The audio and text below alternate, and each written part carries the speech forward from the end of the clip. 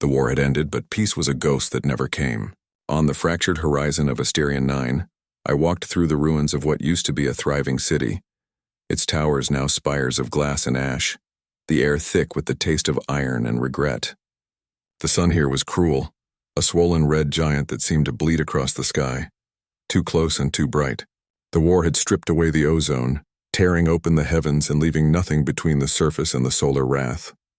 Radiation storms were so frequent that the landscape itself seemed to smolder. I had come to this forsaken world as part of a humanitarian mission from Earth Command, or at least that was what my credentials said. In truth, I was no humanitarian. I was a deserter. Once I had been Commander Kael Roth, tactical engineer of the 3rd Human Fleet, the one who ordered the detonation of the Thaylen solar shields, the very act that condemned Asterion 9 to flame. I told myself I was following orders, that the Thaylen were our enemies, that the Noctyra, the subspecies who thrived in perpetual twilight, were casualties of necessity. But years later, when the war dust settled and I saw what I'd done, the guilt became unbearable. I came here to find penance among the dying, and that was when I saw her.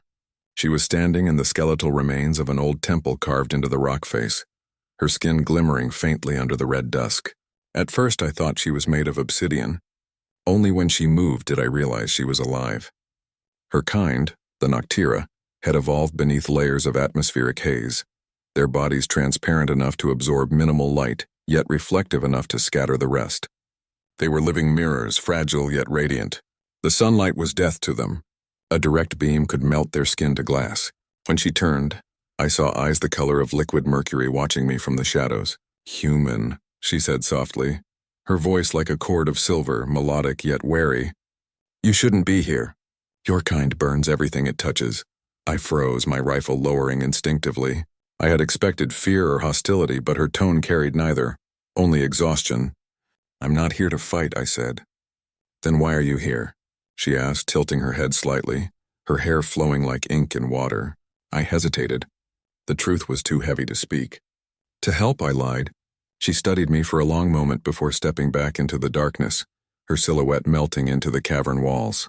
"We don't need your help," she said. "We need our sun back."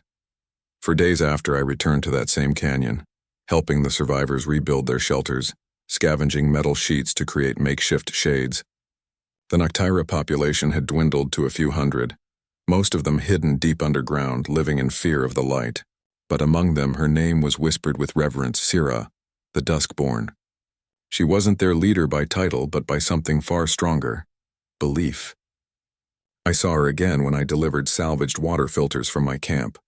She was tending to a child whose skin had blistered under stray sunlight, pressing a dark mineral paste over the wounds. "He'll survive," she murmured, not looking at me. "But he'll never walk above again." I crouched beside her, guilt gnawing through me. "I'm sorry," I said quietly. She didn't answer. After a long silence, she finally whispered, "Do your people ever look at the things they destroy?" Her words cut deeper than radiation burns. I wanted to tell her that not all humans were monsters, that we fought to protect our own worlds. But the excuses died in my throat. Because I knew she was right. Nights on Asterion 9 were different. The air cooled and the perpetual glow of the molten sky dimmed to a bruised purple. That was when Sira would emerge from the caves with her people to search for food and water. Sometimes she allowed me to walk beside her.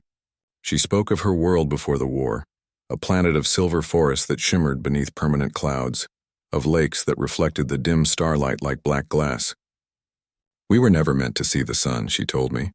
"We lived in balance with the dusk. The day was a story mothers told to scare children." She smiled faintly, then looked up at the faint shimmer of the burning star beyond the haze. "Now the day never ends and the night hides from us." That night, as we walked through the ruins, I noticed how she avoided the last remnants of sunlight, her skin flickering faintly when it brushed her. I wanted to reach out and shield her, but I didn't. I had already failed her people once. Over time, I learned that she was not merely surviving. She was fighting for the survival of her entire species. She had built a network of underground chambers connected by old subway tunnels, a haven for those still left. When I asked why she stayed instead of fleeing to another world, her answer was quiet but absolute. "Because this is our sky, even if it kills us." Her words struck me like a revelation. I had spent years running from my past, hiding behind orders, bureaucracy, guilt, but she faced extinction with her head held high. It was humbling. One evening, I followed her to a high ridge overlooking the canyon. The sky was painted in ribbons of fire, clouds curling like molten smoke. The sight was devastatingly beautiful and lethal. "We can't survive this," I said softly. "The sun's getting hotter every rotation." She looked at me, her expression unreadable. "Then we'll adapt. The light took everything from us, but we'll find a way to live in its shadow." Her defiance stirred something inside me, something I thought had died long ago. The desire to build, to fight for something that mattered. I realized then that I didn't want to just help her people survive. I wanted to give them back the world they lost. That night, as we sheltered in the ruins, I couldn't sleep. I kept watching the ceiling where faint shafts of crimson light seeped through the cracks, scattering against Sira's faintly glowing skin. The idea struck me like a spark from the dark. There was a way, mad, impossible, but still a way. If I could rebuild the solar veil, the planetary shield technology humanity had destroyed during the war, I could block the sunlight once again. It would take an enormous amount of energy, reactors, satellites, and orbital arrays, but the blueprint still existed, buried deep within the old Thalen archives. And I was one of the few engineers alive who could rebuild it. I turned to look at Sira, sleeping soundlessly beside the flickering ember of a heatstone. Her face was calm, her breathing steady, her fingers curled slightly as if holding on to a dream. I thought about what she had said, that her people never feared death, only the loss of their sky. I had stolen their sky once. Perhaps this was my chance to return it. When I rose the next morning, I found her standing outside, gazing at the horizon. The first edge of the sun was rising, bleeding through the ash clouds like a wound reopening. She turned to me and said, "One day this light will finish what it started. None of us will remain." I looked at her, the decision already burning in my mind. "Then I'll stop it," I said. She frowned slightly, puzzled. "You can't stop the sun, human." I took a step closer, the wind carrying the heat between us. "No," I said, "but I can cover the skies." She blinked, her eyes shimmering like quicksilver. For a long time, neither of us spoke. Then, for the first time since I met her, she smiled, not in hope but in disbelief. "You'd risk everything for us?" I nodded. "I already have nothing left to lose." Her expression softened. "Then perhaps," she whispered, "you've finally found something worth burning for." And in that single moment, beneath a bleeding sun and a dying sky, a human soldier and an alien girl, two remnants of opposite sides of the same war, stood together in the ruins of everything they'd lost, bound not by survival or duty, but by a promise born from ashes.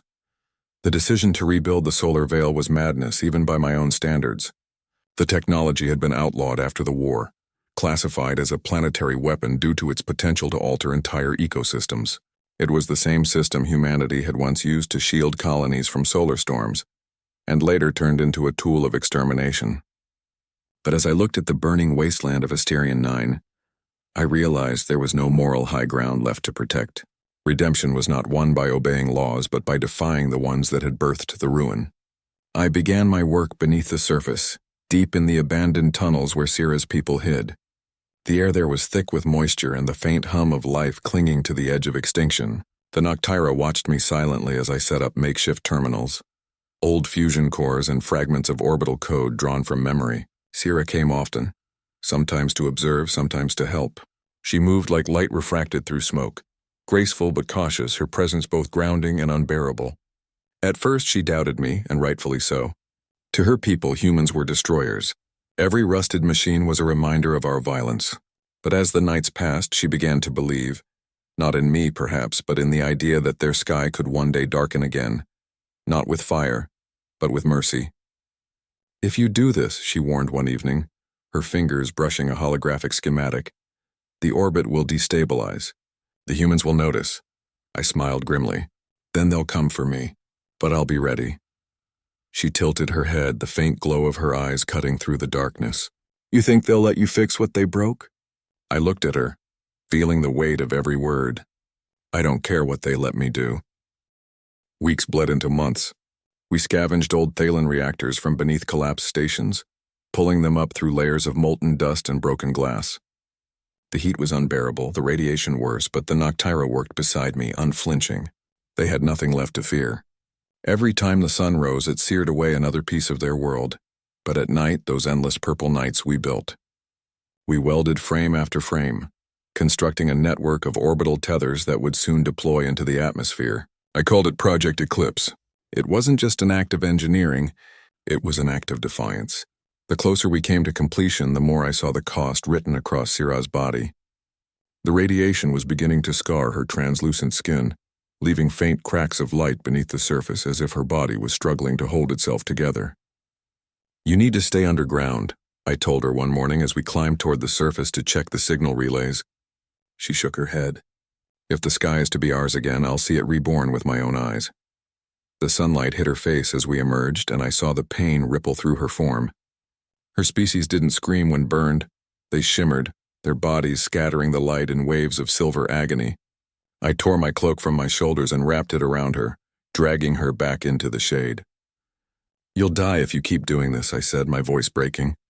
She looked up at me, her eyes burning with defiant calm.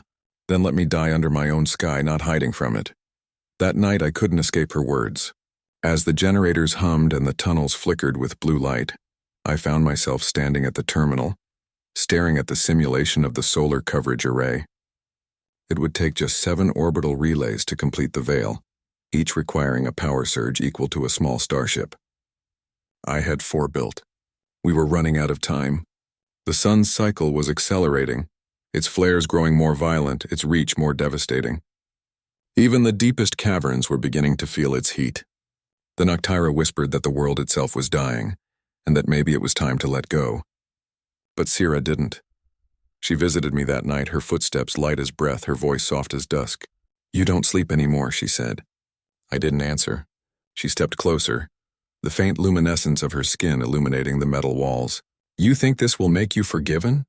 I turned to her slowly, exhaustion burning through my veins. "No, but maybe it'll make you live." She reached out and touched my hand, the first time she'd ever done so, and the contact was like touching liquid starlight. "Cold, fragile, alive. You're trying to atone for something you can't undo," she whispered.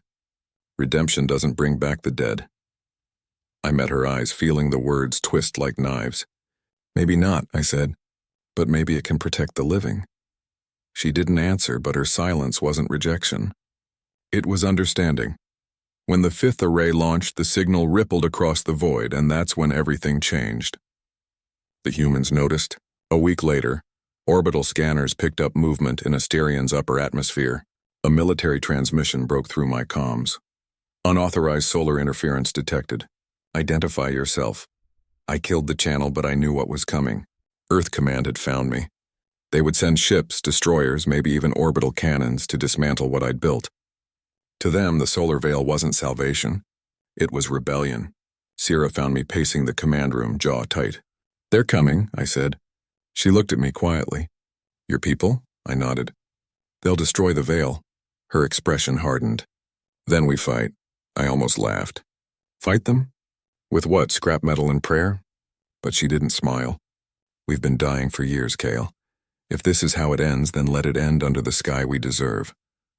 Her resolve ignited something inside me, something wild and desperate. "You'd go to war for this?" I asked. She met my gaze unflinching. "You went to war to destroy us. Now you'll go to war to save us." That night we prepared for the inevitable.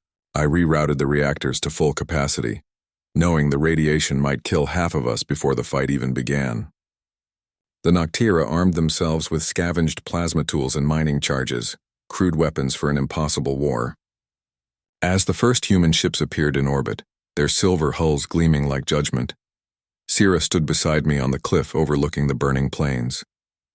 "If they destroy the veil," she said softly, "the sun will finish what they started." I turned to her, my chest tight. "Then we hold the sky." The first strike came like thunder, orbital beams slicing through the clouds, incinerating the ground. We dove into the tunnels as explosions shook the rock. The humans weren't coming to negotiate. They were coming to erase. I sealed the blast doors, rerouted power to the launch tethers, and activated the defense grid. Sparks filled the air. Alarms screamed. Sira stood by the viewport, her silhouette glowing faintly as she whispered something in her language. A prayer, perhaps. I didn't ask what it meant. I already knew. It was the sound of a species refusing to die quietly. By dawn, the world was aflame again. The sky cracked open under the assault, the red sun bleeding brighter. But through the chaos, one truth anchored me. I would not let her melt in the light again. Even if I had to bring down heaven itself to keep that promise. The war for Asterion's sky began before sunrise. The first human destroyers entered orbit in a diamond formation, their engines burning blue against the crimson horizon. From the ground they looked like new stars, merciless and beautiful, symbols of the empire that had once called me its own. I stood on the command deck of the subterranean control hub, watching the trajectory data scroll across cracked screens. Above me, the solar veil's half-finished network shimmered in orbit, a halo of broken metal waiting for ignition. Around me, the Noctyra worked in silence, their ghost-like movements illuminated by the pulsing glow of reactor light. Sira stood at my side, her hand resting on the console, her expression unreadable. "They will burn this world," she said softly. "Then let's make sure it burns on our terms," I replied. Outside, the first bombardment began. Plasma fire rained down like a second dawn, turning the surface into rivers of glass. Shockwaves rippled through the tunnels, cracking supports, toppling ancient columns. But the Noctyra didn't flee. They stood firm, the hum of their strange energy resonating through the walls like a song of defiance. I felt something inside me shift, a clarity born of desperation. The only way to save them was to complete the veil, no matter the cost.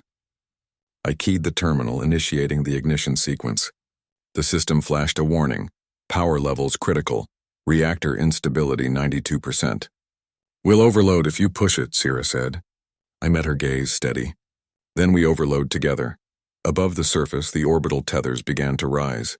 Each one extended miles into the air, glowing with plasma conduits that pierced the stratosphere like pillars of molten light.